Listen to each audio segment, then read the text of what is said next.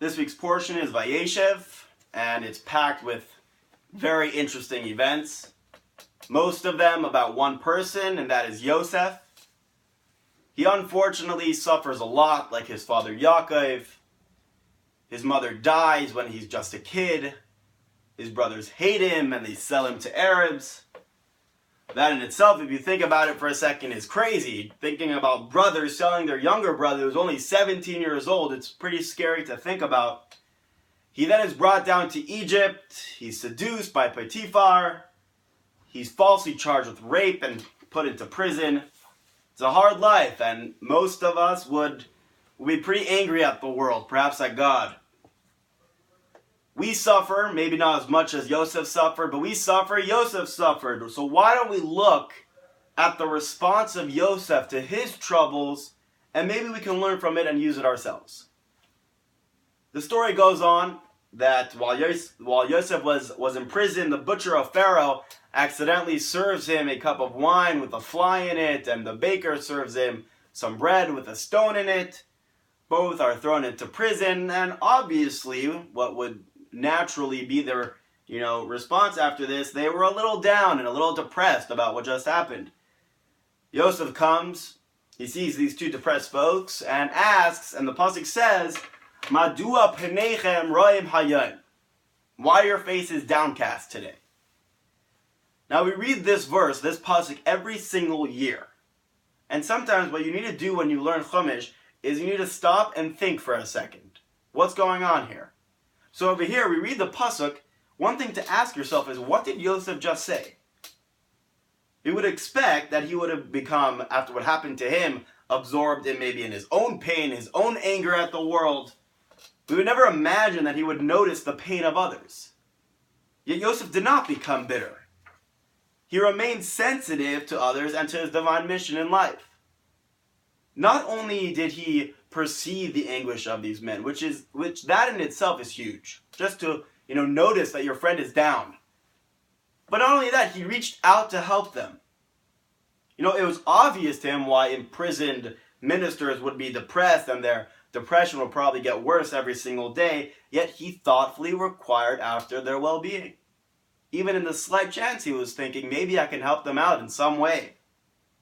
Because to Yosef, he knew the idea of hashgacha pratis, which means anything God does, he does for a reason. So therefore, the fact that God had orchestrated events in such a manner that he should notice a creature of God in need of help, that indicated to him that he was there to help them. So now, he goes to them and he asks, how are you doing today? What was the result of this one seemingly minor good deed? Fast forward a little bit, so they tell him what's going on. Right? Later on, they have their dreams that are bothering them, and Yosef interprets them. They get out of prison, whatever, and they tell Pharaoh about him. And all of a sudden, Yosef became the Viceroy of Egypt and gained a position from which he ultimately saved the civilized world from famine. All from what? From, hey, how are you today? Why do you look so down? We see here once again the unimaginable results from one tiny little deed. Science itself has recognized that a minor occurrence in one corner of the world can have an enormous effect upon the entire world. And the same is true, and it's because it's the way spiritually, that's why it's the way physically, that in our spiritual activities and good deeds, one small good deed can change the world. It's that simple. We don't feel that way, but that's the truth. And I'll conclude with a story. It's a story that I think I said in a previous video, but I like the story a lot, and every time I hear it I get the chills, so I'm going to say it again. After a long and tiring day at a major food plant, the manager was ready to lock up, but the security guard, who wasn't Jewish, kept on saying, no, the rabbi is still in there. The manager was like, okay, fine, I'll go check. So he went off to search for the rabbi. The rabbi's name was David, and shortly later, the manager comes back, but, he returned alone.